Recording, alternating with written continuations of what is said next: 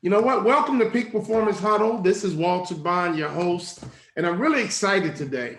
You know, every month we get a chance to interview a very successful business person. And so I want all of our entrepreneurs, small business owners, this is the guy. You know, a lot of times, everybody wants a big name, but right now I got a chance to interview the guy.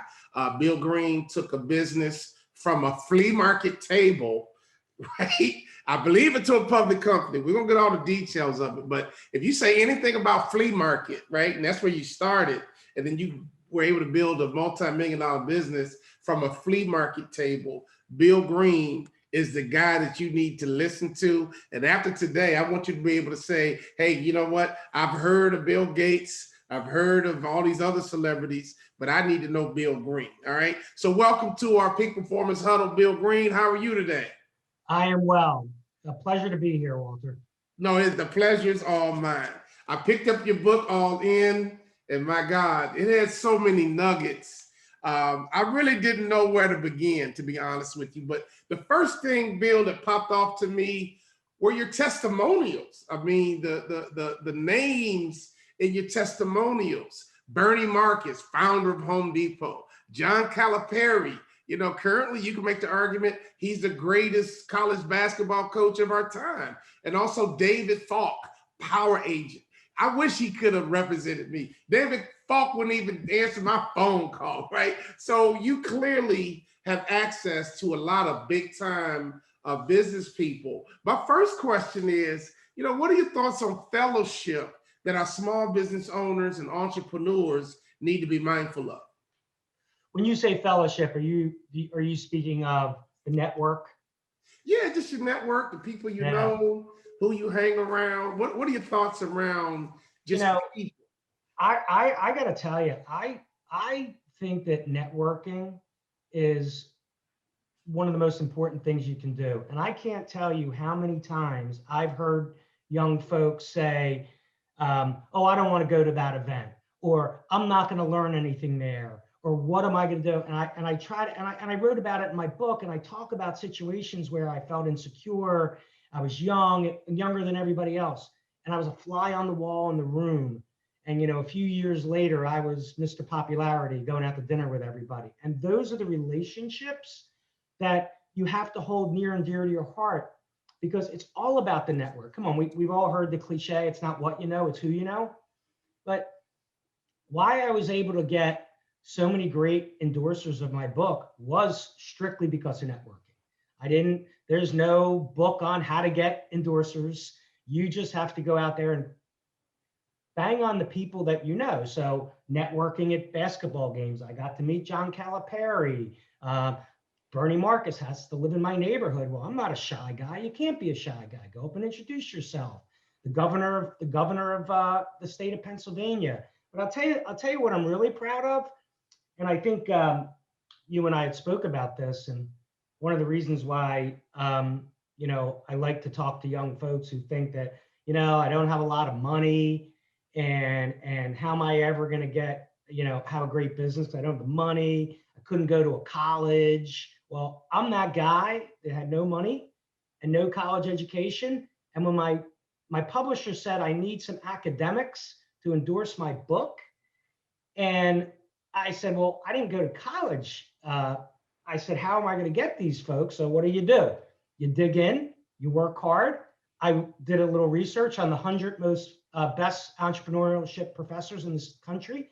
And I wrote a letter to every one of them, and I was able to get 4 or 5. I got the head of entrepreneurship at Babson College, Kellogg University. I mean, to get those kind of endorsements, but it wasn't because I used my networking skills and I used tenacity. You don't get anything you don't ask for. What's the worst they're going to say? 94 people said no or didn't respond, but I got the ones I needed. So with that being said, everybody can look at you now, Bill, and you're successful. And I want entrepreneurs that are listening today don't have that mentality, because this is just who he is. So take us back to the beginning, and I want everybody to hear your mentality when you first started out with a table at the flea market. Tell us about that, how you began, and what mentality did you have in the beginning that allowed you to become so successful in business? Yeah. So I got to tell you honestly, it was really natural. Um, the backstory goes, and my mom will tell you this today, that when I was 4 years old, I went into her cupboard and I took cookies and I went door to door selling. By the time I was 7, I had a little business. I had another business at 9. So I was always into selling stuff. And there's a lost art there. I don't know if you remember Walter the Paper Boy. Yeah, Well, when absolutely. you deliver 60, 70 customers a week their paper every day, and you have to go and collect the money and talk and give good customer service, you get a pretty good education. So, this was really to me about when I went into the flea markets, this was just like kind of like another job, right? This was another business. And I didn't have money. I didn't know what to sell. I just knew there was a flea market 7 miles away. So I went to the rich people's neighborhood and I drove around. I was 17 years old and I saw stuff and trash that I think could have been sold in the flea market. And that's really how the business started. And then as things evolved and, my business became a distribution company, failure was not an option, right? And, the mindset I kind of thought about was, I just have to have a winning mindset. And I fantasize success.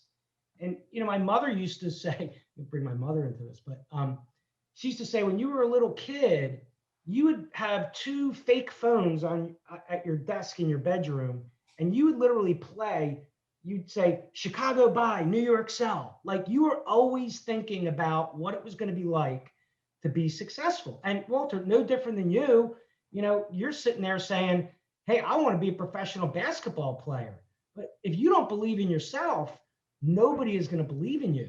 So it was like, there was no doubt in my mind when I had the opportunity to take my first company public.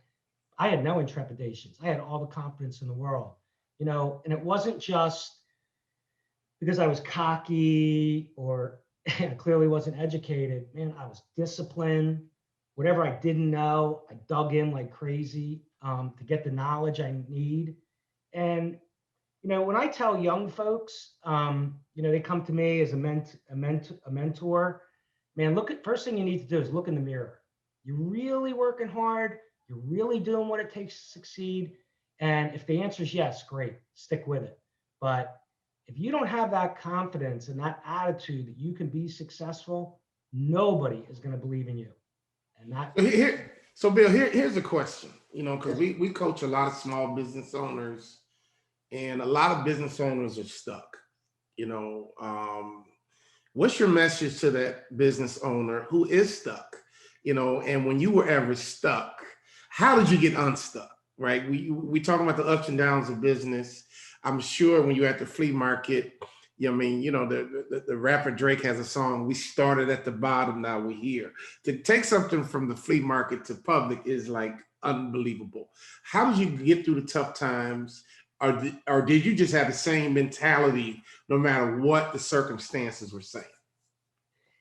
I got to tell you, first, again, a lot of confidence, and there was plenty of things, and it happens today. So now I'm in business 43, 44 years. So, a lot of good experiences. So some, things that happen today negatively don't bother me the same way they did early in my career. But, I just really had this, I'm going to get myself out of this. Right. And, it's, when I think about times that I was stuck, I never felt my feet were in the mud or in the cement. I always felt like I knew how to get out, or if I didn't know today, I'm going to figure it out. And, it kind of goes back to the networking a little bit, right? Well, if I'm stuck, who can I call? Who can help me with this? Who can I reach out to that's been through the same problems? And, I think I've been really good at that, at being able to know who to tap for advice to get unstuck. Because look, there's plenty of stuff you're going to go in business. I'd be disingenuous, Walter, if I said to you that, business is great and, 10, 12 hours a day, everything's hunky dory and I'm always smiling. Heck no, man. I'll never forget back in the mid 80s or mid to late 80s, I had no idea what a union was. And one of my locations was going to union. And I was disheartened that I lost a vote to the guys that I felt were loyal to me. And I felt stuck at that point. But you know what? At the end of the day, I did my work. I got to understand what it was like to have a union. And quite frankly, having that union was amazing. It was a great education. It helped me understand how to manage people better. It gave me the discipline. So I really am pretty much a self-starter. I mean, I think people that it's okay to get stuck. It's okay to fail. You got to keep going. But you said something great, Bill, and I want everyone to really understand this. And I think you and I are similar in this regard, that you always stayed positive is what I heard. No matter what the situation was, no matter what the circumstance is, you stayed positive and you knew somehow, some way, we're going to get out of this, right? And so for all of our small business owners and entrepreneurs, your mindset is everything. And in the book Swim, we talk about sharks only look up, they never look down. I mean, we know people who swim with sharks, and they basically tell you, if you stay beneath the shark, they don't even know you're there, because sharks who run the ocean are positive. They only look up, right? And so here's another thing that I gathered from your book. And I think it's already obvious to everyone who's paying attention, at least it's obvious to me, that you have a hunger and thirst for information and knowledge. And so one of your chapters in your book or your subtitles is still, I had a thirst for knowledge. And when we're talking about knowledge, we're not talking about education from a business school. We're talking about real business knowledge. Where did you develop the thirst for knowledge? And how did you seek out knowledge in this best sense for you as a business person? Yeah. So it's actually funny you mentioned, I had a feeling you were going to ask me what your favorite book was. And of course, this is my second favorite book, my book is my favorite, but Swim with the Sharks Without Being Eaten Alive is a fabulous book that was written. I know Harvey McKay, by the way. And I got to tell you, just as a side note here, this book, first of all, to answer your question, I have hundreds of books and I read a lot. And like we'd go on vacation, my family would go on vacation, and I'm sitting on the beach, and you're supposed to be like hanging out and sunning yourself, and I'm reading a business book. Well, why are you doing that? You're on a vacation. Because I love this. I have a thirst for knowledge. But back in the day, I'd be driving around in my car, calling on customers, and I'm listening to tapes, right? How do I improve myself? I know I want to hear from other people on what made them successful. I want to see if I can adapt that knowledge. I've just always been curious, George, and I just love learning stuff. But back in the early day, you remember Google wasn't around until the late 90s, and you couldn't just Google something. Like today, if you want to find out how to do anything, you ask Google the question. Well, it was a lot harder for you and I, Walter. And if we wanted to get information, we had to go to the library. We had to buy information. And then again, going to go back to networking. Who do I know that can teach me what I need to learn here? So the thirst for knowledge, and you would think, so I'm now 62 years old. Man, I don't know half the stuff I want to know. And, I kind of have the attitude that when I go to bed at night, I want to say, what did I learn today? Now, wow. It might not be something business related, but I can learn something about a friend. I can learn something about another relationship. I can learn something about a staff member, a team member, that maybe I need to tweak my approach with this person. So I'm always trying to figure out, what did I learn today? What can am I kicking the ball forward? Because you'll never know everything. Well, you Bill, you appear to me, and not just you, every successful person I've met, who is just knocking the ball out the park, right, is the perfect combination of confident, but also humble enough to go and access information. Because when you're arrogant, you don't even search out information because you just think you have arrived. So for our small business owners, it's okay not to know. You don't have to put on this front to your employees and your teammates and even the marketplace that you're just a genius and everybody needs to listen to you. And I just, first of all, that's the quickest way to turn people off. But most importantly, you're going to hurt yourself. I think it's your job to reach your potential. And the only way you can do that is by being teachable. Sharks grow about a foot a year. And the analogy there is, here it is, Bill Green is already taking companies public and he's still learning, right? He's still growing. And one of your comments in your book, and elaborate this, and I don't know the story behind it, and you said you can kid others, but don't kid yourself.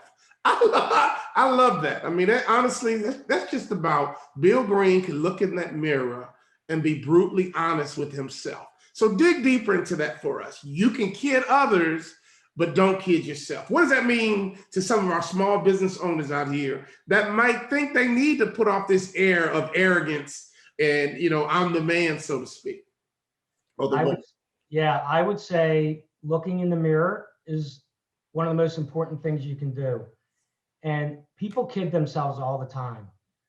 I mentor a number of young entrepreneurs, and they'll tell me about their business problems, and I call them at 9:15 and in the morning, or we're catching up or whatever, or I call them impromptu.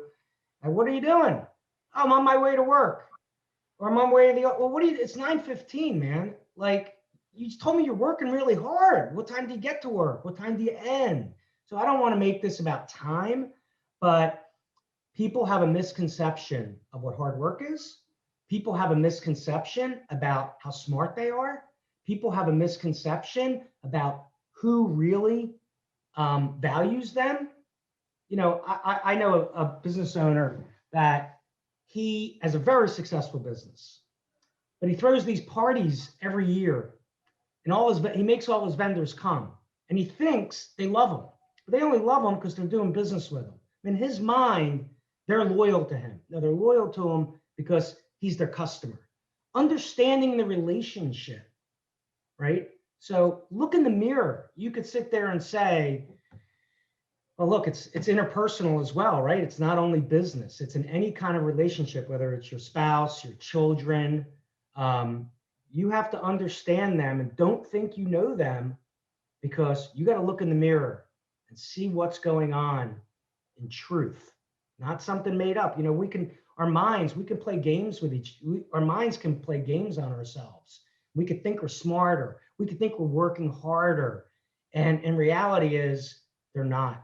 So I just can't tell you how many times I've had staff members, why didn't I get this promotion? Well, you know why you didn't get it, because we told you during your performance evaluation what you needed to improve on, and you said you were going to do it. Did you do it? Yeah, I did it. I want you to look in the mirror and tell yourself the truth.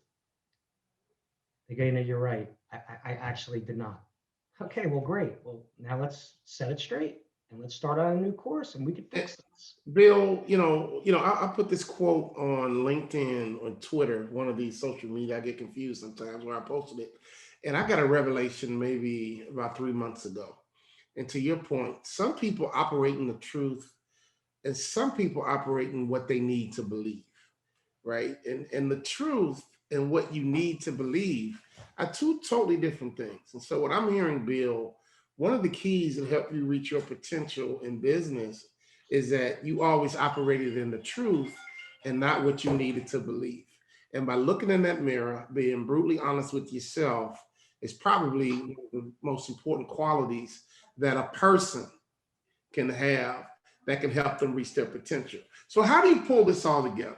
Okay, now it's easy for me to say this because I played in the NBA, for example. So I got a chance to taste what it means to be the best.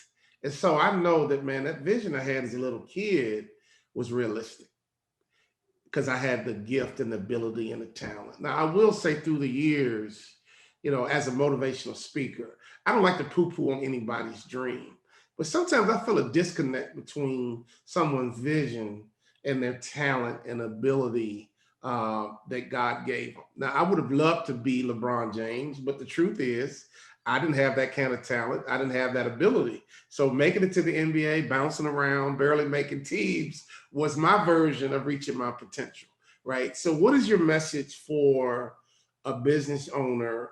How can you get real, right? And so obviously, Bill, you got some amazing gifts and abilities and talents that God gave you. You developed them, but you had a lot of employees that were part of your vision, right? That bought into where you were trying to take your company. Walk us through that, because you don't want anyone to sell themselves short, but you don't want someone to have some fantasy either, because they were trying to figure out what they're smoking. How do you set goals today? I mean, you know what I mean? You've been wildly successful. You saying it, say, I'm gonna take another public company is not a pipe dream. With somebody else, it might sound like a pipe dream. How do you reconcile that when you've tasted success at this highest level? Look, we're talking about goals, right? I am incredibly goal driven. Over the years, I've learned to become relatively organized, and I know where I'm going. And if you look at my Google calendar, man, it's like this color coded thing. I know this has to get done today, and this is why I don't get frazzled when I have. Right now I'm CEO of 2 companies, and I'm on 5 boards and a nonprofit board, and I still have time for fun because I'm organized, and I know that's number one. And I think one of the things that you really need to be work on is identifying opportunities. And to me, that's really one of the greatest gifts on identifying opportunities. But again, look in the mirror and be honest with yourself, right? Hey, I have this idea for this kind of business. Okay, great. Sounds cool. You know how many people I talk to and they come up with this great business idea? I go, what do you think the market size is? And they go, oh, we haven't thought about that. Well, even if you had 90% market share, you might have a very small business because you haven't really understood the market size. But, this is a lot of this stuff does come with experience. So identifying opportunities to me is super cool, super valuable. But secondly, even if you have a great idea, how are you going to execute that idea? Well, it's all about people. It's all about who is going to be on your team to execute this. And Walter, being a professional basketball player, and I envy that because I'm just about 5'6", so I had no shot of being in it. And that was what you achieved was my lifetime goal. And you worked really hard to get there, and but it's all about people. And over 42 years, I've learned I was not a good people manager in the beginning. I learned how to become a good communicator. I learned how to communicate that rationale for the decision the company's making. And I keep people informed. You know the drill, right? I mean, you've had good coaches. You've probably had some bad coaches. The good coaches are the ones that tell you, why do I have to do this drill? Well, this is why it's going to make you do, it's going to help you do this. So, there's a lot of values that I've instilled in myself and I try to instill in my people. Being a team member on one of my teams, you better not be a ball hog. And it is all about the team. Love it. So, also in your book, I mean, you had so many nuggets in there. I love the way you set it up. You talk about surround yourself with winners and employees are your lifeblood. And I'm also hearing, like, my God, not only were you teachable and hungry for information, you also value your teammates. Let's talk about that, because when I left sports, we didn't talk about leadership a whole lot, because I'm thinking I'm a grown man. I don't need a leader. I need a teammate. When I got into business, everything was always focused on a leader. It seems like your approach to it is teamwork. So walk us through how you see your employees being the lifeblood and surrounding yourself with winners. Walk us through that as an entrepreneur and how important that is to someone growing a business. Right. So in all my businesses, and I don't want to say it was in the very early years because, we hired anybody on the street back then, but, and you and I spoke about this, recruiting is so important, and people, so many entrepreneurs I see, well, I'm going to hire this person. Well, why are you going to hire this person? What were their attributes, or what were their traits that made you think they're going to be a good team member? Well, I'm not sure they're going to be a good team member, but they have this education or they have this skill set. Well, which is why I use the predictive index testing, because that will give you a pretty good idea if this individual likes being on a team, right? And are they going to gel? And I can't tell you how many times I had somebody really smart in my organization, but they were so damn insecure that they needed to be the best. They needed to overshadow their fellow workers, their teammates. They needed the boss to know that they were the man or the individual that are moving the ball. And Walter, being a basketball player, what was Michael Jordan really great at?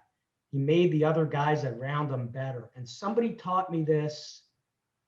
I'll never forget, back in my early years, I probably wasn't in business more than 6 or 7 years, and I had my first opportunity to hire somebody that had a corporate experience. And he did a great job at something. I said, well, that's terrific, but you gave somebody else the credit. He goes, yeah, I'm their manager, and they now respect me because I did not take the credit. Even though I was instrumental in getting them to the promised land, I gave them the credit. So this individual was not insecure. He didn't have to prove to me. I knew he knew what he was doing, but he made the other people around him better. And that's about, how do you make the other people better in your organization? It's just about being a good teammate. And being a good teammate is being a good communicator, being respectful. I could tell you one of the situation where, with a bad teammate, somebody could be really smart. You might like working with this individual. You send them an email, they don't get back to you. Well, this is not like snail mail. We have mutual respect. Well, I can't do my job if you don't give me the information that I'm asking you for. So, it's really hard to explain exactly how you build this culture of teamwork in your organization. It really starts at the beginning. And of course, when I started my first business, I didn't understand that. But as I began to develop new businesses, the first thing we did is start with teamwork. Because this business is not, no matter how good the idea was, this is not going to succeed unless you have a great team. We believe that because success is a team sport, and coming out of sports and then going into business was awesome because, to your point earlier, I played on bad teams and I played on good teams, and it really wasn't because of talent. It was because we didn't have the right core values. We just didn't mesh together. We didn't communicate well, had egos. It was real messy, lack of accountability. When the game is over, guys are pointing fingers. And when I got a chance to play for winning teams, it was totally different. Everybody kind of owned rebounding, or they owned defense. And if they didn't deliver on their responsibility, they owned it. Like, man, my fault, guys. I got out rebounded. I can't let that happen, because if I let that happen, it's going to weaken the chance for us to win. And we would say, don't worry about it, man. We got to help you on the rebounding. I had too many turnovers, right? So all of a sudden, instead of pointing fingers, guys were in the locker room like, kind of like my fault. And you would go home thinking about, how did I miss that layup?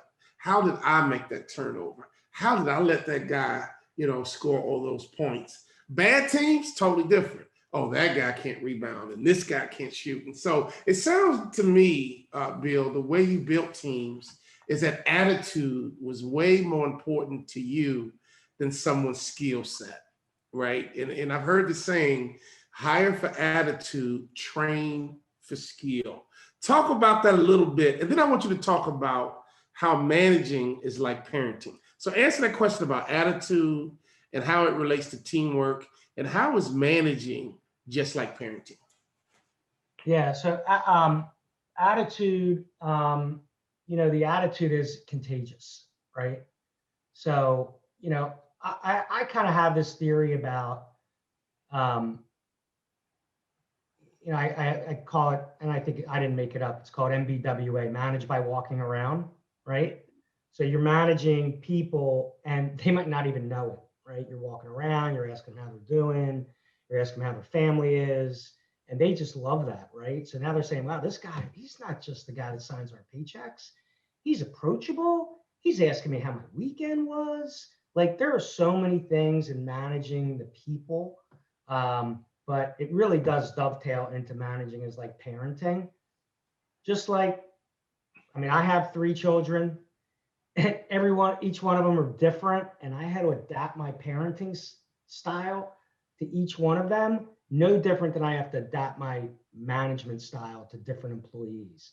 This type of individual needs a different touch than this type of individual. You have some people that just need to have, constant reinforcement, constant patting on the back, and you know that, right? And if you don't give it, it's gonna affect you in the long run.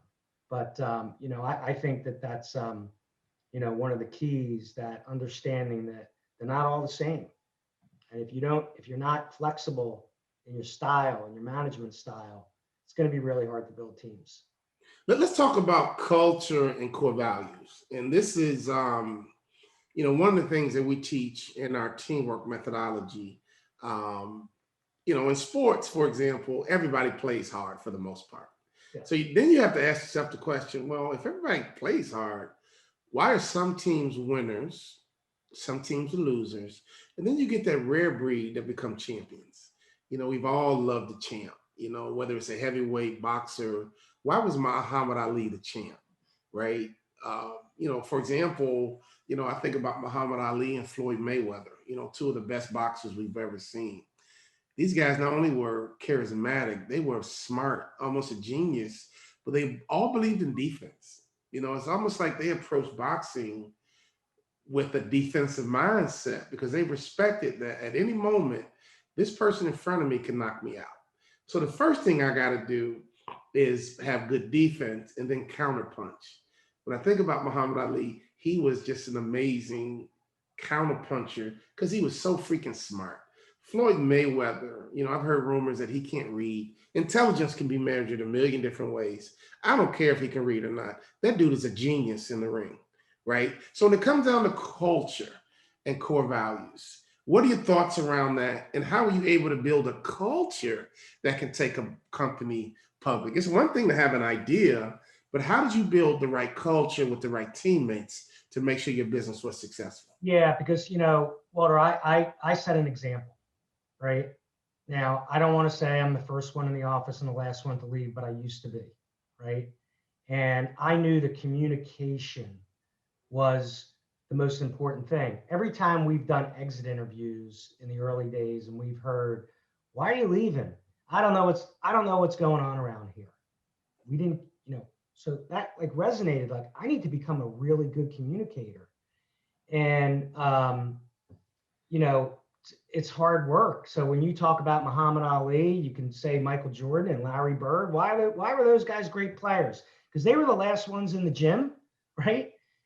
Shooting balls after practice, or they were getting there before everybody else. So they worked really, really hard. And the hard work that my teammates see that I'm setting the example, it's not that hard to build a culture. Now, how are they going to sit there and they walk in and they say, look at this guy, he's here already, he's always working, he's approachable, he communicates well. Well, that's the culture, right? That's how you develop the culture in the organization. It starts at the top, right? You're not going to have the culture that you prescribe for your business unless you set the example. And it's the values. And we talk about how we treat our people. Those are the values that we hold so near and dear to our heart, that we will never want an employee or a teammate to say, they could really honestly look in the mirror and say, I thought I was doing a good job and I wasn't. Because we developed those values of honesty, integrity, and be honest with them. Tell them the truth. Tell them, hey, if you can't say hey, you know what, here, I love the job you're doing, but here's an area I really need you to focus on.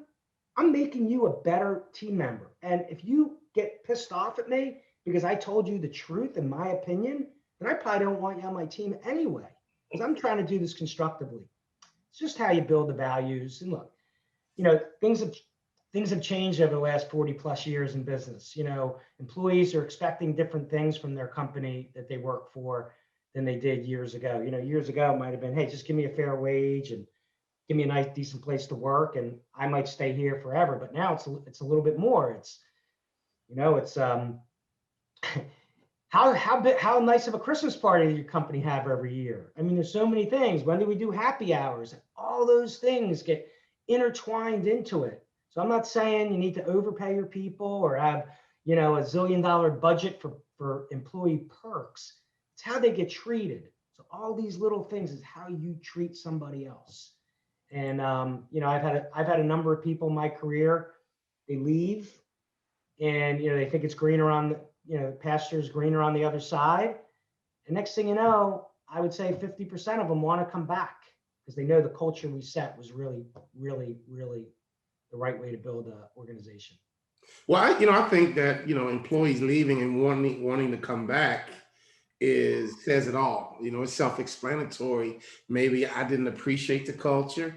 And that happens, a lot of times, unfortunately, when we're not positive, we can focus on that one little thing that's wrong or annoys me. And then that one little thing becomes big, right? But I would have to think though, Bill, that with your attitude, your work ethic, and your humility had to have created an environment where almost all of your employees knew it was okay to be accountable. It was okay to be honest. It was okay to be transparent because I see Bill doing it. And so the real message is, to me, the fact that your employees wanted to come back is that they saw you as someone that they could be transparent with, real with. But that word insecurity is powerful because sometimes when you're insecure, it's hard to be vulnerable. It's hard to be honest. It's hard to open up. And one thing that I teach, and I believe this, in order to get better, you got to have some confidence. And here's why. When I got out of sports, I knew I was good. And so the fact that I knew I was good, I can go into my off season and say, hey, but I got to work on this.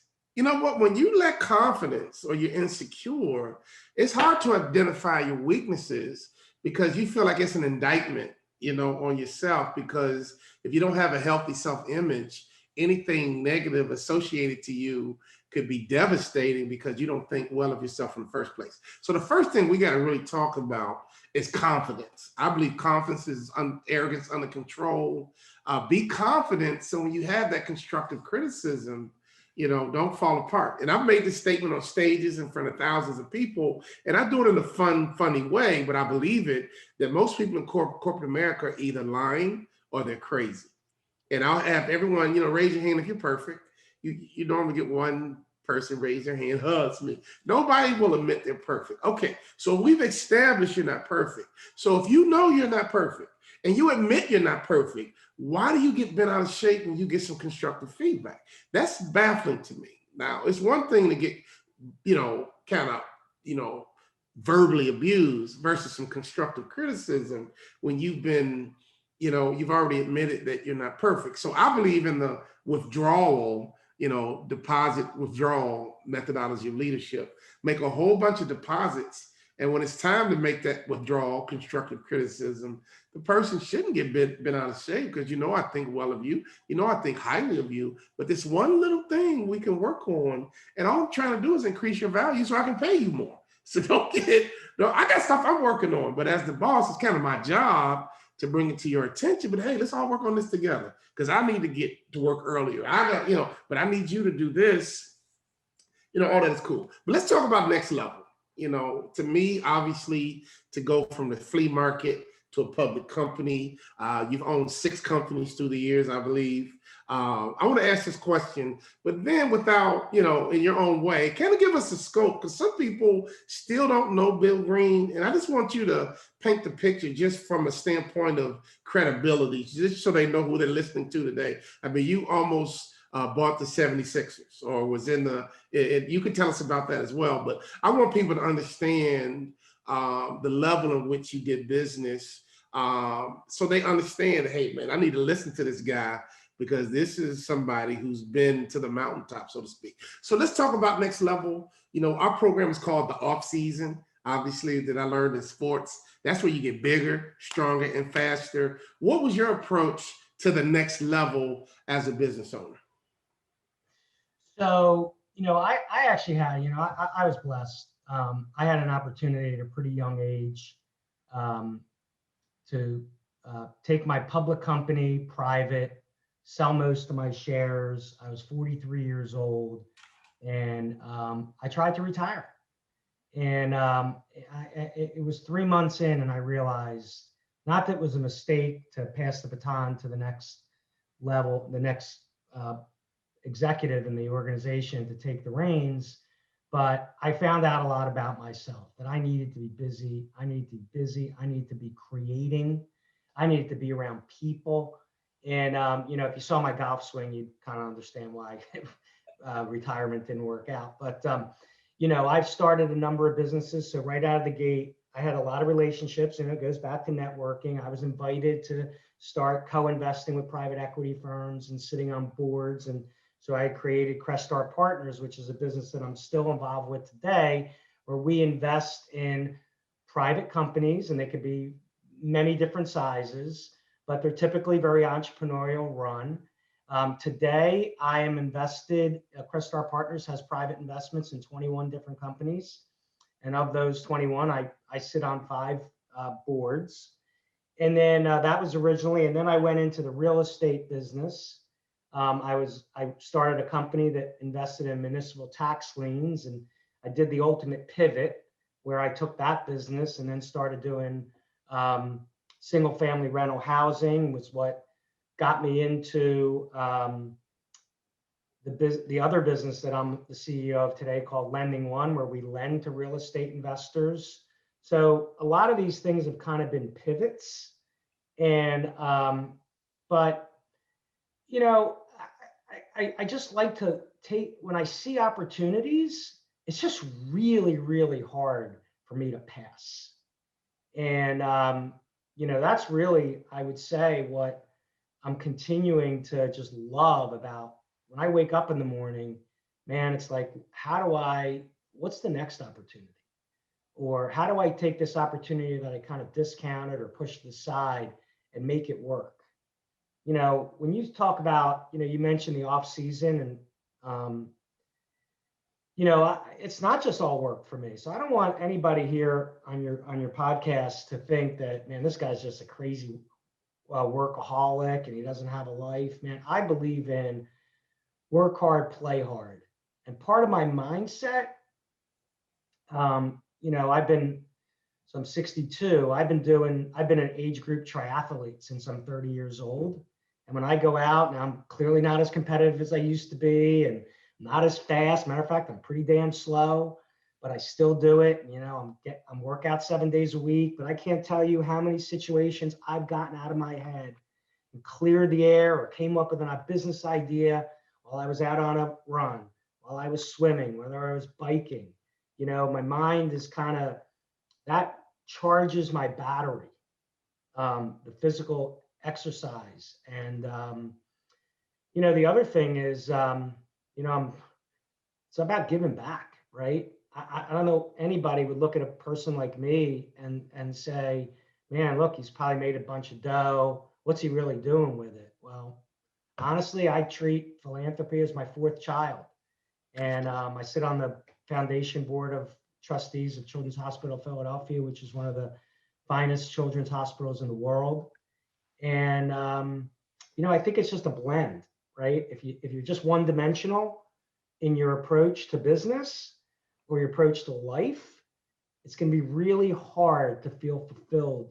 So people say to me, that's all you do is work. And it's really not. I got lots of hobbies. Just bought myself a horse. I'm back to, I resurrected a 37-year-old hobby. There's a lot of things I love to do. I love to golf. I love to boat. I love to ski. and I make time. And, you can't be involved with so many businesses that I'm involved in and have so many people that depend on me if I wasn't super organized. You couldn't do it all. Well, let's talk about that a little bit more because, Bill, you're right. 24 hours, we all get 24 hours. And so clearly, some people are way more productive with their 24 hours than others. Talk about organization, because I know for a fact that we have some business leaders right now listening saying, I like this guy. He's real, he's down to earth, he's clearly successful. And man, how do you get organized, right? What's your approach? Give us some tips. Like, how can we get more organized so we can take more advantage of our 24 hours in the day?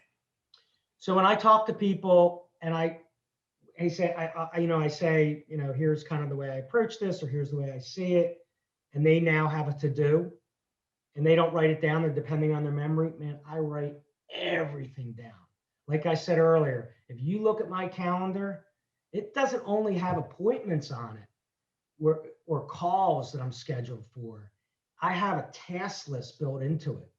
And everything I want to try to get done today is on that task list. Now, I'm not delusional. I'm not getting everything done today, but now I know I can move it to tomorrow. That could be a short-term task. It could be a medium-term task, or it could be a long-term task. So if I sit there and say, hey, I'm working on this new thing and I know it's going to take me 30 to 45 days to kick it off, or it'll be on my calendar for 45 days as a task. I wake up in the morning, I see that first thing. And I know, to me, that's the most important thing. I use my time wisely, but nothing can keep me as organized as technology. And anybody out there that's in business, or is planning on starting a business, man, it was 1986. There was no such thing as a PC. I was so into technology, and I deploy technology today. I mean, I'm here I am with all this stuff going on. I don't have a personal assistant. I don't believe in personal assistants if I don't need it. By the time I told the personal assistant, this is what I need, I could have just went online and done it myself. Now, that does bite me in the ass from time to time. There are times where I'm like, I wish I would have delegated that. But yeah, I mean, it's all about tech. Use all the resources you can. Being super organized is critical. And it's one thing to put things down on paper, but you got to be able to prioritize that list, right? What first thing I do in the morning when I wake up, I go to my drinking my coffee. I look through all my emails. Who didn't I return a message to? Who do I owe a call to? Definite things. I believe somebody sends you an email, somebody sends you a voicemail. You got 24 hours to respond. And if you don't, you're not a good communicator. You're not being responsive and respectful. The second thing I do is I look at my list and I say, what has to be done today? No excuses. And those are the things that are on the top of the list. Then I have flexibility, right? After I tick off the must-dos and the things on my list that I'm being respectful of others, I can then go to the other things. And it's amazing how good that feels to check that thing off, cross it out. I did it, done. Don't have to deal with it again. Procrastination is another big thing, man. I got to tell you, I meet a lot of folks. They will just kick that problem down the road day after day. They just don't want to do it. There's a lot of things that we do in business that are not pleasant, right? But you got to do them. If you just keep moving them to the next day, they're not getting done by moving them or forgetting about them. And it's also, if you promise somebody something and you procrastinate that action item, you're being pretty disrespectful. So it sounds like, Bill, that you believe in getting things done, but you seem like a speed is power kind of guy. You wake up in the morning, you have your coffee, and you attack your to-do list, right? Absolutely. Absolutely. What time are you waking up? What time are you going to bed? How many hours of sleep are you getting? Let's kind of get granular. Yeah. So my typical is, I like to be in bed at 10, kind of fall asleep around 10:30. I did before COVID, being at my home office desk by 5:30 a.m. was pretty standard. I will tell you, this COVID Oh, thing you kind were of, at the office by 5:30. oh, in my home office, my desk. Well, Right? And in then the I office at 5:30 is impressive. well, I want to get stuff done. You remember now I got to get a workout in too, and I got to be in the office at a reasonable time, 8:30, 9 o'clock, right? So I got to get my stuff done in the morning. It's when I do all my book was written um, over a 1 year period of time that 15 months. It was all done at 5:30 in the morning. And that's when I'm the clearest. The phone's not ringing. I don't have to call people. It's when I have all my, I'm a morning person. I get I get the juices flowing. But the whole COVID thing kind of freaked me out a little bit. So I will admit that, I read an article that, you need more sleep, helps boost your immune system by getting sleep. So I am trying to sleep till 6:30 now and not getting to my desk till 7.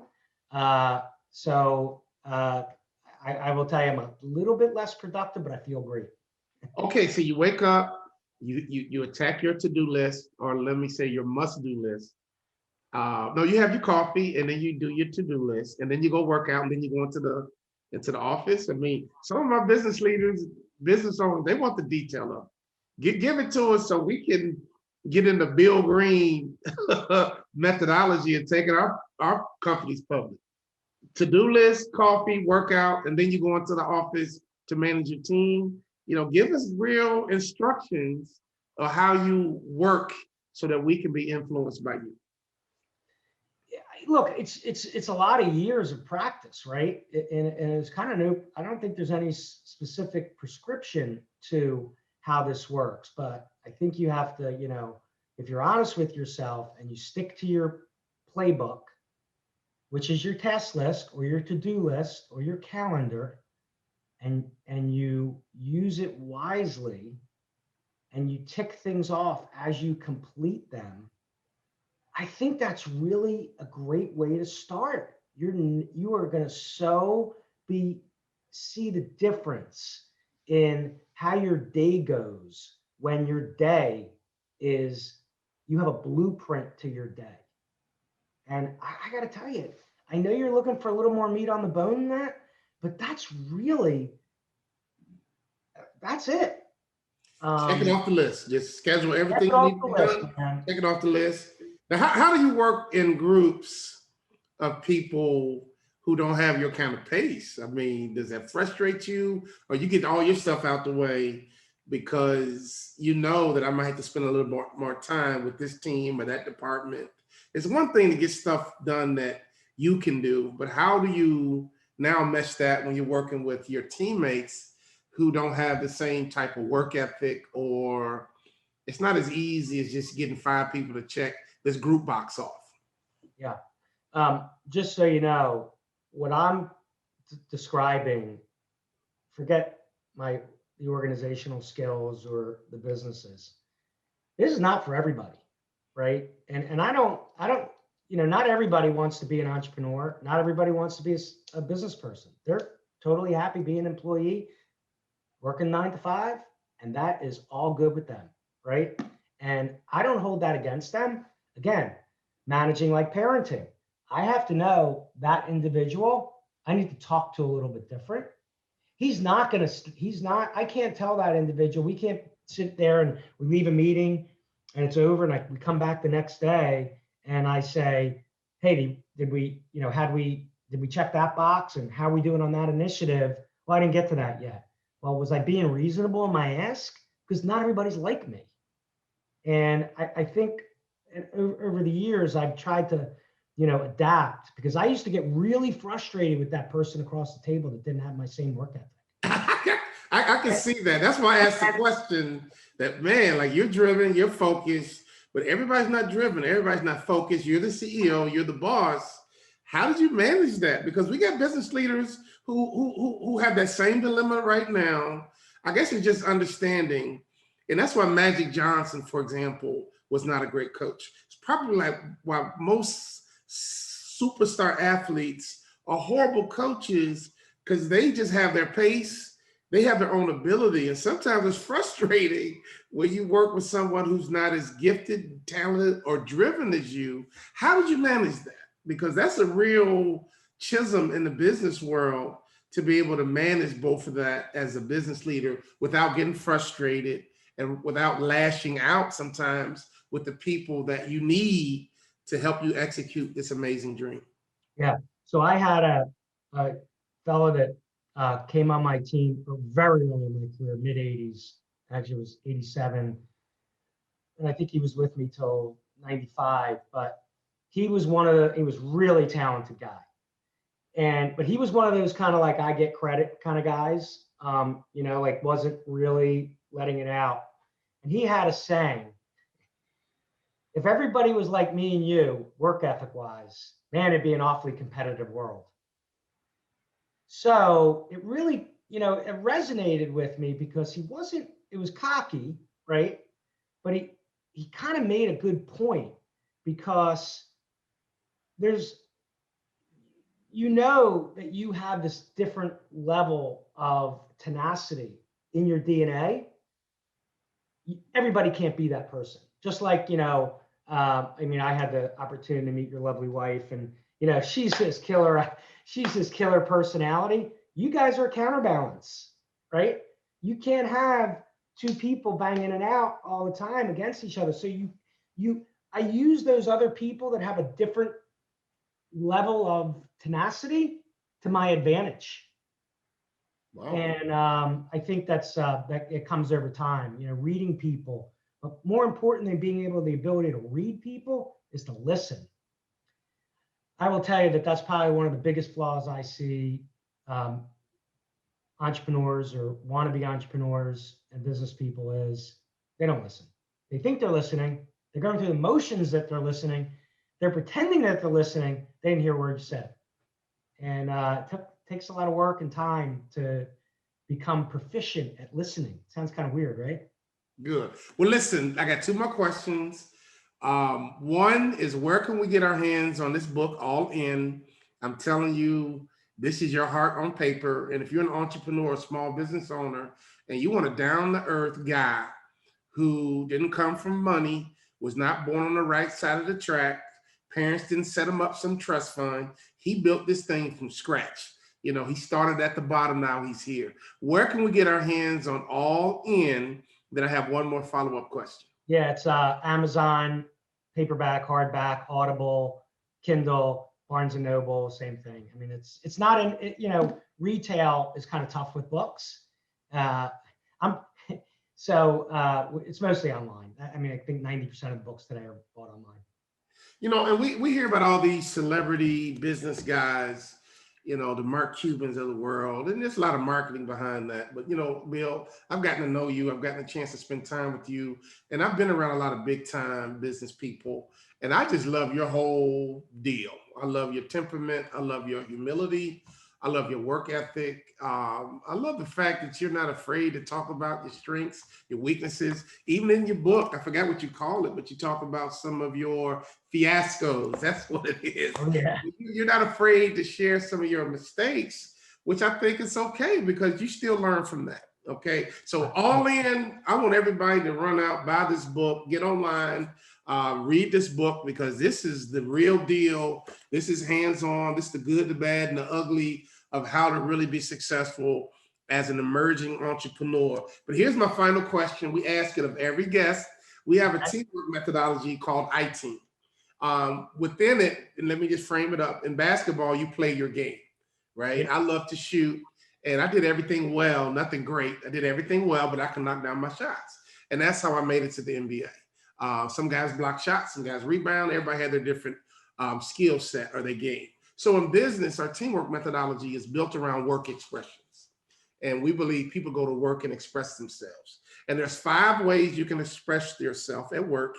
And I want you to give us your work expression, at least your primary. You could probably do all 5, but I want you to give us your most important work expression and explain it. 1 is innovator. 2 is initiator. 3 is instigator. 4 is improver. And 5 is implementer. So innovator, initiator, instigator, improver, and implementer. Of those 5, which one of these work expressions best resemble Bill Green? So I like to think I'm innovative, but I really believe that initiator is the one. I will be the guy that will rally the team together. And that is important. And I eat my own cooking, right? It's not like I'm just going to say, okay, guys, come on, we got to get this done by Thursday. I'll be with them hand in hand. So again, back to the setting the example, but initiators, somebody's got to start.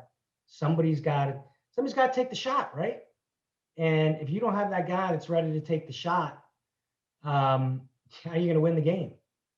So I would probably say the initiator. But when we talk about initiating, again, I want to go back to communication, right? You got to be a good communicator to people. I don't consider myself a public speaker like yourself. But you know what? When I was 28 years old, I knew that I had to get up in front of lots of people. But then it wasn't that many, but it was my team. And I went to Toastmasters because I wanted to be articulate and I wanted to be able to communicate well. And then that kind of led to, well, I want to be a good communicator, so I need to be a better writer. What do I do to become a better writer? When I retired at 43, I went back to college and I took a course on writing. I took English too. And that made me a better, but I practiced. You can't just do it on a course. So you can't just chat and talk about what you're going to do. You got to take action. And that's the initiation that I think I do well. Well, here's what sums it up. And getting to know you, Bill, I totally agree with you. I think you're spot on because a lot of entrepreneurs think they just have to come up with the great idea. And there's a million great ideas, right? But at some point, it's not even about the idea anymore. It's about executing the idea and taking this idea and bringing it to life. When I think about Beats by Dre, the headphones, I mean, there are a bunch of headsets out here.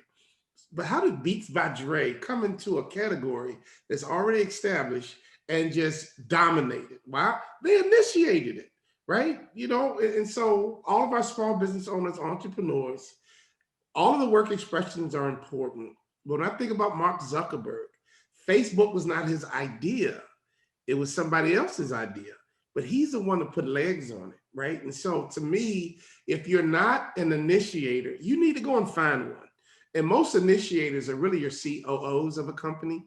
Something tells me that Bill, you were the CEO and the COO. Yeah.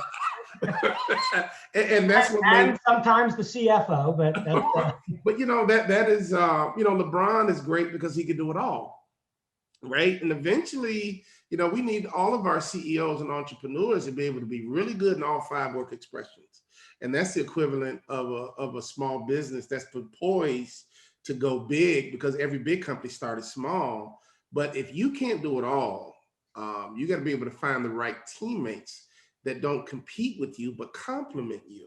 So we need everyone to think about their work expressions. Are you an innovator? Are you an initiator? Are you an instigator, right? Are you an improver or you're an implementer? I'm an improver. I'm an innovator, but my wife is the initiator. Bill, you know her, you met Antoinette, and people always talk about Walter Bond. I'm like, look, I have a great teammate that compliments me. She's a fire plug, right? I'm really a laid back guy, right? Yes, I'm a motivational speaker. You give me a microphone, I will go at it. But honestly, 24 hours a day, I'm pretty laid back, but my wife is an initiator. And because of that, we don't compete with each other. We complete each other. And to me, that's what teamwork is all about. So we need to know what our work expression is and become the best at it as we can, but then get the teammates that complement us. And that's how you build great teams in business, in families, in sports. And you said it all day that you got to have other people on your team that are wired differently, right? That can help you. What a lot of business leaders do is that I'm high strung, I'm aggressive, I like to go get it, and I want everybody on my team just like me. Like, how would you like to go to hear a concert and everybody's beating the same drum? It's not a concert. This is a bunch of noise. You need some drums. You need some trumpets. You need some violins. You need some guitars. Everybody's making a different noise, so to speak, or a different sound, but together is music. And Bill Green, you have done something incredible. You've been playing some great music for a long time. Thank you for being on Peak Performance Huddle with us today. You've been fantastic. I can talk to you all day because I love how real you are, how genuine you are. I love how successful you've been. And you're that guy who's just going to be successful because that's just who you are. So, just thank for everyone tuning in today. Again, let's go get his book, All In, Bill Green. Each chapter is amazing, great subtitles, just a great book. I'm going to dig into this weekend. And when we go out and have dinner with you and Amy again, I'm going to ask you more questions, not for a podcast, just for me, because you're the kind of guy I look up to. And when I left sports, I needed guys like you in my life. So I knew what it meant to be successful. Bill Green, thanks again. Thank you for tuning in. And we'll see you next time on Peak Performers Huddle. Thank you again. Thanks, Walter.